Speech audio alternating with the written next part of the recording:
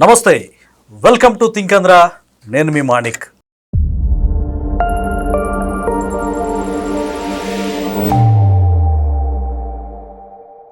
రాయలసీమలోని చిత్తూరు జిల్లాలో ఒక పెద్ద పేరు మోసినటువంటి పెద్దిరెడ్డి రామచంద్రారెడ్డి, ఆయన పుత్రరత్నం మిథున్ రెడ్డి.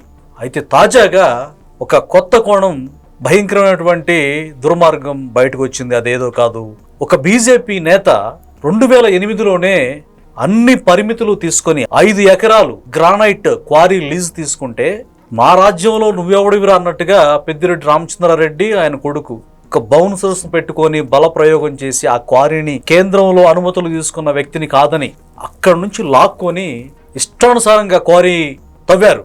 అయితే తవ్వి ఇదేంటి అని అడిగితే తాట తీస్తాం, తోలు తీస్తాం, చంపేస్తాం అని వార్నింగ్ ఇచ్చి ఆయన నోరు కట్టడి చేశారు. కూటమి ప్రభుత్వం వచ్చిన తర్వాత ఆయన కంప్లైంట్ ఇచ్చారు. ఇది వెలుగులోకి వచ్చింది. అయితే ఇదే విషయం మనతో డిస్కస్ చేయడానికి కరికపాటి రాజేష్ గారు ఉన్నారు. వారిని అడిగి పూర్తి విషయాలు తెలుసుకుందాం. రాజేష్ గారు నమస్కారం. అసలు ఆ తండ్రి కొడుకుల యొక్క వికృత చేష్టలకు కూటమి ప్రభుత్వం ఎలాంటి చర్యలు తీసుకోవాల్సిన అవసరం ఉందంటారు? ఇప్పుడు వాళ్ళిద్దరు తండ్రి కొడుకులు అరాచక శక్తులు అనే విషయం అందరికీ తెలుసు. వీళ్ళిద్దరికీ కూటమి ప్రభుత్వంలోని వాళ్ళే సహకారం అందిస్తున్నారు. ఈనాడులో వచ్చిన కథనం ప్రకారం ఉత్తరాంధ్రకు చెందిన ఒక ఎంపీ మిథున్ రెడ్డికి తోడ్పడుతున్నాడని చెప్పేసి రాశారు. వాస్తవానికి ఇతను బీజేపీ లీడర్ అండి. చిత్తూరు జిల్లాలో నిజమైన క్వారీ యజమాని చిత్తూరు జిల్లాలో బీజేపీ లీడర్. అతనికి యాక్చువల్గా 18 ఎకరాల ల్యాండ్ ఉంది. వ్యాపారం చేయాలనుకున్నారు. అందుకని మైనింగ్ అనుమతులు అయితే తీసుకున్నారు. సాధారణంగా మైనింగ్ చేసుకోవడానికి మైనింగ్ ల్యాండ్స్ సంబంధించిన పర్మిషన్ పెట్టుకుంటే వాటికి అనుమతులు వస్తాయి. అయితే తను ఏం చేశారంటే, పక్కన ఫారెస్ట్ డిపార్ట్మెంట్ ఉంది, అందులో 5 హెక్టార్లు మైనింగ్ చేద్దాం అనుకున్నారు. అటవీ భూమికి సంబంధించిన దాంట్లో మైనింగ్ చేయాలంటే అసలు అటవీ చట్టాలు చాలా కఠినంగా ఉంటాయి. కాబట్టి ఆయన ఏం చేశారు, 2008 నుంచి జరుగుతుందండి ఈ సంఘటన. 2008లో ప్రారంభించారు. ఢిల్లీ వెళ్ళి అనుమతుల కోసం అప్లికేషన్ పెట్టారు. చుట్టూ తిరుగుతూ ఉన్నారు ఇన్ని సంవత్సరాల నుంచి కూడా. చివరికి ఎలాగో అలా తను పర్మిషన్ తెచ్చుకున్నారు. దానికోసం చిత్తూరులో తనకి 18 ఎకరాల ల్యాండ్ ఉంది, అది అమ్మేశారు. మొత్తం అంతా కలిపి 40 కోట్లు ఇన్వెస్ట్ చేశారు దాని మీద. చివరికి ఎట్లాగొట్లా ఫారెస్ట్ ల్యాండ్స్లో 5 హెక్టార్లు తవ్వుకోవడానికి కూడా పర్మిషన్ వచ్చింది కదా. అది బ్లాక్ స్టోన్ అండి. దానికి సంబంధించి ఆ రాయి మొత్తం కూడా తమిళనాడులో కృష్ణగిరి అని ఉంది. అక్కడ ఈ బ్లాక్ స్టోన్కి సంబంధించిన పాలిషింగ్ యూనిట్స్ ఉంటాయి. అక్కడ వ్యాపారస్తులు వీటిని కొంటారు. ఇది దగ్గరగా ఉంటుంది కాబట్టి ఇక్కడ నుంచి అక్కడికి సరఫరా చేసుకోవడానికి ప్రారంభించారు. కొంత వర్క్ స్టార్ట్ అయింది, పర్వాలేదు. ఈలోపు 2019లో జగన్ సీఎం అయ్యాడు. పెద్దిరెడ్డిను మిథున్ రెడ్డి అరాచక శక్తిగా తయారయ్యారు. ఒక రకంగా నెంబర్ 2 అని చెప్పొచ్చు. వీళ్ళు అంటే పైకి కనపడే సజ్జల, కనపడిన విధంగా వీళ్ళు. జగన్ 1,00,000 కోట్లు సంపాదించుకుంటే మనం అంతకు మించి ఎందుకు సంపాదించుకోలేమనే ఖచ్చితంగా వీళ్ళు పనిచేశారు. ఉమ్మడి చిత్తూరు జిల్లాలో వీళ్ళకి తెలియకుండా ఒకటి కూడా జరగడానికి వీల్లేదు. దీంతో ఇది చిత్తూరు జిల్లా యాదమిరి మండలం పేరండి. అక్కడ దగ్గరలోనే కమ్మపల్లి అని చెప్పేసి ఒక ఊరు ఉంది. ఆ ఊళ్ళో ఈ యూనిట్స్ ఉన్నాయి. ఈ యూనిట్స్ సంబంధించిన సమాచారం మిథున్ రెడ్డికి తెలిసింది. చిత్తూరు జిల్లాలో పెద్ద పెద్ద వ్యాపారాలు ఏం నడుస్తున్నాయి, మనకి ఎక్కడ లాభం వస్తుంది, ఏం చేయాలి ఏంటి అనేది ఎప్పుడు వాళ్ళు అదే పనిలో ఉంటారుగా. ఇది పెద్ద 5 హెక్టార్లో బాగా బ్లాక్ స్టోన్ మైనింగ్ ఉందనే విషయం వీళ్ళకి తెలిసింది. వెంటనే అతన్ని పిలిపించారు. ఇది బీజేపీ లీడర్ అయినా కూడా 2019-2024 మధ్య కేంద్రంలో అధికారంలో ఉంది బీజేపీ ప్రభుత్వమేగా. ఇతను బీజేపీ లీడరేగా చిత్తూరు జిల్లాలో. కానీ వీళ్ళ హావానే పనిచేసిందంటే వీళ్ళు అక్కడ నరేంద్ర మోడీ అమిత్ షాని ఎంతగా మ్యానిపులేట్ చేశారో మీరు అర్థం చేసుకోండి. అంటే వీళ్ళ హావా ఎలా సాగిందో అర్థం చేసుకోండి. ఆ 5 సంవత్సరాల్లో ఏది బీజేపీ లీడర్ని కూడా కాదని చేశారంటే అతను పిలిచారు. అయితే వీళ్ళకి ఉమ్మడి గుంటూరు జిల్లాలో ఒక బినామీ మెయిన్ బాగా క్లోజ్గా ఉండే అతను ఉన్నారు. అతను బినామీగా పెట్టి అతను బెదిరించి దాన్ని లాక్కున్నారు. అతను ఏంటంటే ఏం చేయలేని పరిస్థితి, ఎందుకంటే కదా. దాంతో మొత్తం 100 కోట్ల పైన తవ్వేశారు. 100 కోట్ల పైన తవ్వేశారు. గవర్నమెంట్ వచ్చిన తర్వాత కూడా తవ్వటానికి మొత్తం అంతా స్టార్ట్ చేశారు. కూటమి ప్రభుత్వం వచ్చిన తర్వాత కూడా.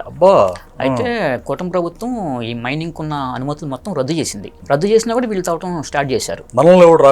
ఆపేదని స్టార్ట్ చేసి కృష్ణగిరి పంపిస్తున్నారు. దాంతో ఈ విషయం ప్రభుత్వం దృష్టికి వెళ్తుందో వెంటనే తమిళనాడు పోలీసులు చెప్తే కృష్ణగిరిలో వ్యాపారస్తులకి వీళ్ళు చెప్పారు అక్కడి నుంచి వచ్చే ఏది కొనడానికి వీలేదని చెప్పేసి. వీళ్ళు ఏం చేశారంటే సీక్రెట్ గా ఎవరికి తెలియకుండా రహస్యంగా 15 కోట్లు విలువ చేసే బ్లాక్ స్టోన్ పంపించారు. దానికి ఏం చేశారంటే వీళ్ళు పర్మిట్స్ ఉన్న వాటిని కలర్ జిరాక్స్ తీయించి పాత డేట్లు వేసి సంతకాలు ఫోర్జరీ చేసి ఆ విధంగా చేశారు. ఇదంతా ఒక ఎత్తు. 15 కోట్లు వాల్యూ చేసే లారీలు వెళ్తుంటే ప్రభుత్వం సీజ్ చేసిందండి. వ్యాపారస్తులు కూడా కొనలేదు అక్కడ, ఎందుకంటే గవర్నమెంట్ మాట్లాడింది కాబట్టి. తమిళనాడు పోలీసులు వాళ్ళకి చెప్పారు కొనటానికి వీల్లేదని.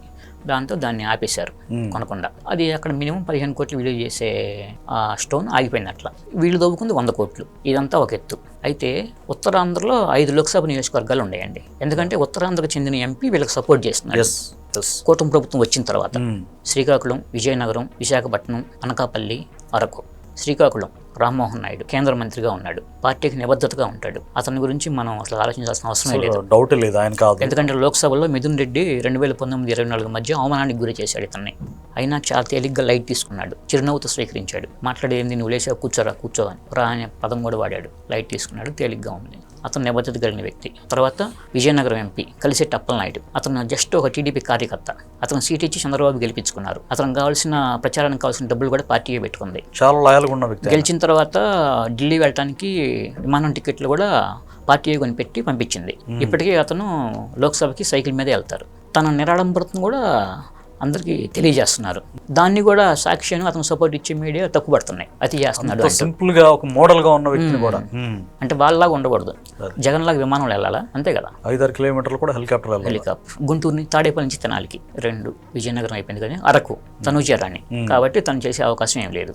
తను కూడా అంటే ప్రతిపక్షంలో ఉంది కాబట్టి చేసేయండి. తర్వాత విశాఖపట్నం మతుకుమల్లి భరత్, లోకేష్ తోడల్లుడు కాబట్టి ఛాన్సే లేదు. అనకాపల్లి సీఎం రమేష్ బీజేపీ లీడర్గా ఉన్నాడు. అంటే ఒకప్పుడు చంద్రబాబు సన్నిహితుడు, టీడీపీలోనే తర్వాత బీజేపీలోకి వెళ్ళిపోయాడు 2019లో. సీఎం రమేష్ రాయలసీమ చెందిన వ్యక్తి. ఇతను ఏమన్నా వాళ్ళకి తోడ్పడుతున్నాడా? ఉత్తరాంధ్ర చెందిన ఎంపీ అంటే ఈ 5 ఊర్లో ఇతను ఒక్కడే మిగిలాడు. సీఎం రమేష్ పెద్దిరెడ్డి రామచంద్రారెడ్డికి మిథున్ రెడ్డికి సాయం చేస్తున్నాడా అనేది 1-4 సార్లు మనం ఆలోచించుకోవాలి. ఇది చూసే ప్రేక్షకులు కూడా ఆలోచించుకోవాలి, ఎందుకంటే మిగిలింది ఇతను ఒక్కడే. అయితే మనం ఇతను చేస్తున్నాడని మనం చెప్పలేము. అయితే ఛాన్సెస్ ఈయన వైపే, సీఎం రమేష్ వైపే ఉన్నాయనేది రాజకీయ విశ్లేషకుల అభిప్రాయం కూడా. చాలా మంది నేను కూడా అడిగి చూశాను. ఎందుకంటే అతను బీజేపీ లీడర్ కాబట్టి, ఢిల్లీలో బీజేపీ నేతలతో సన్నిహిత సంబంధాలు ఉన్నాయి కాబట్టి అతను అడ్డం పెట్టుకొని అతని ద్వారా ఈ కూటమి ప్రభుత్వం వేధింపుల నుంచి, అంటే వీళ్ళు వేధింపులు అంటున్నారు వాస్తవానికి, కానీ అవి వేధింపులు కాదు, వీళ్ళు చేసిన అరాచకాలను బయటికి దిగటం వల్ల వీళ్ళు వేధింపులు అనే పేరు పెట్టుకొని ప్రచారం చేసుకుంటున్నారు. బీజేపీ దట్ ఆయన రాయలసీమ చెందిన వ్యక్తి అతను అడ్డం పెట్టుకొని మరి ఇతను ఏ విధంగా లోపాయకారిగా వీళ్ళకి తోడ్పడుతున్నాడు, ఇప్పటికీ కూడా ప్రజెంట్ తోడ్పడుతున్నాడు అనే విషయం త్వరలోనే బయటికి తెలియద్ది. కూటమి ప్రభుత్వం దీని మీద గట్టిగానే దృష్టి సారించిందండి. ఈ ఎంపీతో పాటు ఉమ్మడి చిత్తూరు జిల్లాలో 14 సీట్లు ఉన్నాయని చెప్పే కదా. ఈ 14 సీట్లలో 2 వైసీపీ పోతే 12 మంది ఉన్నారు. ఈ 12 మందిలో కూటమి ఎమ్మెల్యేలు ఇద్దరు, వాళ్ళిద్దరికి తండ్రి కొడుకులు ఇద్దరికి సపోర్ట్ చేస్తున్నారు. ఎమ్మెల్యేలు కూడా ఇద్దరు ఎమ్మెల్యేలు ఉన్నారు. వాళ్ళు ఎవరనేది తేలాలి. దీని మీద దర్యాప్తు జరుగుతుందండి కూటమి ప్రభుత్వం. ఇది దాదాపు ఒక 2 వారాల్లో రావచ్చు పూర్తి వివరాలు. అంటే ఇంటి దొంగను ఈశ్వరుడైనా పట్టలేడు అంటారుగా సామెత. అట్లా తెలుగుదేశం ప్రభుత్వం నాయకులు కార్యకర్తలు ఎంతో మందిని వేధింపులకు గురి చేసిన గత 5 సంవత్సరాల కాలాన్ని కూడా మర్చిపోయి, ఇప్పుడు వీళ్ళు అధికారంలోకి వచ్చారు, ప్రజలు గెలిపించారు, అయినా కూడా వాటిని మర్చిపోయి వీళ్ళు ఈ నాయకులు పెద్దిరెడ్డి గాను మిథున్ రెడ్డికి తోడ్పడుతున్నారు, వాళ్ళకి సహాయం చేస్తున్నారు అంటే ఏ రకమైన రాజకీయంగా దీన్ని మనం అర్థం చేసుకోవాలి. అంటే దెబ్బలు తిన్న కార్యకర్తలు, లేకపోతే పోలీస్ స్టేషన్లో దెబ్బలు తిన్న కార్యకర్తలు వాళ్ళ త్యాగాలన్నీ ఊరకు వృధా పోవాలా? చంద్రయ్యగా ఎగ్జాంపుల్ కింద అట్లా చేసిన పార్టీ కార్యకర్తలు నాయకులు త్యాగాలు అంటే వృధాగా పోతున్నాయా అని చెప్పేసి నేను ప్రశ్నిస్తున్నాను. ఎందుకంటే పొత్తు ధర్మం అనేది సహజంగా ఉంటుంది. పొత్తులో భాగంగా మిగతా వాళ్ళు కూడా కలుపుకొని మనం ప్రత్యర్థిని ఓడించాలి కాబట్టి వెళ్తాము. కాబట్టి ప్రతి ఒక్క లీడర్ ఎట్లా ఉంటాడు ఏంటనేది పార్టీ అధినేత కూడా దాన్ని స్పష్టంగా గ్రహించాలి. ఎందుకంటే అతని పనులు చాలాగా ఉంటాయి. ఇప్పుడు బాధ్యతాయుతమైన మీడియా కొన్ని వీటిని వెలుగులోకి తీసుకొస్తూ ఉంటుంది. ఇప్పుడు వీళ్ళ మీద ఏం చేస్తారు, వీళ్ళ మీద ఎటువంటి చర్యలు తీసుకుంటారు అనేది మనకు ఒక 2 వారాల్లో క్లారిటీ వస్తుంది. ఆ ఉత్తరాంధ్రకు చెందిన ఎంపీ ఎవరు, ఆ ఉమ్మడి చిత్తూరు జిల్లాలో పెద్దిరెడ్డికి మిథున్ రెడ్డికి తోడ్పడుతున్న ఆ 2 కూటమి ఎమ్మెల్యేలు ఎవరు అనేది ఇంకొక 2 వారాల్లో స్పష్టత వస్తుంది. కొన్ని రోజులుగా వాళ్ళు చేసిన దురాతకాలు, అక్రమాలు ఎపిసోడ్ లాగా వస్తుంది, ఇంకా ఎవిడెన్స్ ప్రూఫ్స్ తో సహా. వాళ్ళకి ఎలాంటి శిక్షలు పడే అవకాశం ఉందంటారు? ఖచ్చితంగా యాక్షన్ తీసుకుంటారా? యాక్షన్ అయితే ఖచ్చితంగా తీసుకుంటారండి, అందులో నో డౌట్. ఎందుకంటే ఇప్పుడు లిక్కర్ స్కామ్కి సంబంధించి మిథున్ రెడ్డి మామూలుగా నడుస్తుంది కదా కేసు, అతను సుప్రీంకోర్టుకి వెళ్ళారు. హైకోర్టుకి వెళ్తే హైకోర్టు మామూలుగా చొక్కెదురైంది కదా. అంటే మేము ఇంకా అతని పేరు మెన్షన్ చేయలేదు, ఏమీ చేయలేదు, సిఐడి చెప్పింది ఊరగా జస్ట్ మామూలుగా మేము నడుస్తుంది, ఇంతవరకు అతన్ని పేరు ఎంటర్ చేయలేదు, అతను ప్రశ్నించడం లేదు, అతను ఎందుకు భయపడుతున్నాడు అని చెప్పేసి అంది. అయినా సరే మళ్ళీ వెంటనే సుప్రీంకోర్టుని ఆశ్రయించాడు. అంటే గుమ్మడికి వెళ్దాం ఎవరంటే భుజాలు తడుపుకుంటారు కదా, అట్లా మిథున్ రెడ్డి వ్యవహరిస్తున్నాడు. ఏదో ఒక రోజు వీళ్ళు నన్ను పట్టుకుంటారు, అరెస్ట్ చేస్తారు అని చెప్పేసి రక్షణ కోసం చూస్తున్నాడు. అదొకటి మెయిన్. తర్వాత పెద్దిరెడ్డి రామచంద్రారెడ్డి అయితే వీళ్ళిద్దరూ చాలా తెలివిగా కొన్ని చోట్ల బినామీ పేర్లు పెట్టి చేశారండి దొరకకుండా ఉండటం కోసం. కానీ ఎన్ని తప్పులు చేసినా 100 దొంగతనాలు చేసిన వ్యక్తి కూడా ఎక్కడో చోట చిన్న తప్పు చేసి దొరికిపోతాడు ఖచ్చితంగా. కాబట్టి ఖచ్చితంగా వీళ్ళిద్దరు ఖచ్చితంగా దొరుకుతారు, అందులో నో డౌట్. ఎటువంటి పరిస్థితుల్లోనూ అనుమానం లేదు. అది దొరకటం కూడా ఎట్లా ఉంటుందంటే దారుణమైన, ఎందుకంటే కూటమి ప్రభుత్వం కూడా ఎవరి మీద కక్ష సాధింపులకు వెళ్ళట్లేదండి. ఒకటే చెప్పాడు చంద్రబాబు నాయుడు, ఏమిటంటే ఎవరి మీద కూడా కక్ష ఎవరైతే చర్యలు ఉండవు. వాళ్ళు ఏమైతే తప్పులు చేశారో ఆ ప్రకారం ప్రభుత్వం చట్ట ప్రకారం చర్యలు తీసుకుంటుంది. ఆ ప్రకారమే శిక్షలు పడతాయి. మనం మాత్రం ఉద్దేశపూర్వకంగా ఎవరిని ఏమీ చేసేదేం లేదు. అసలు ఆ మనస్తత్వం కూడా నాది కాదు అని ఆయన స్పష్టంగా చెప్పారు. తప్పు చేసిన వ్యక్తిని ఎట్టి పరిస్థితుల్లో వదిలే ప్రసక్తే లేదు. అలాగే రాజకీయ కక్ష సాధింపు చర్యలైతే కూటమి ప్రభుత్వం చేయదని చంద్రబాబు నాయుడు గారు చెప్పారని రాజేష్ గారు చెప్తున్నారు. మరొక వీడియోతో మళ్ళీ మీ ముందుకు వస్తాం. అప్పటి వరకు సెలవు. నమస్తే రాజేష్ గారు.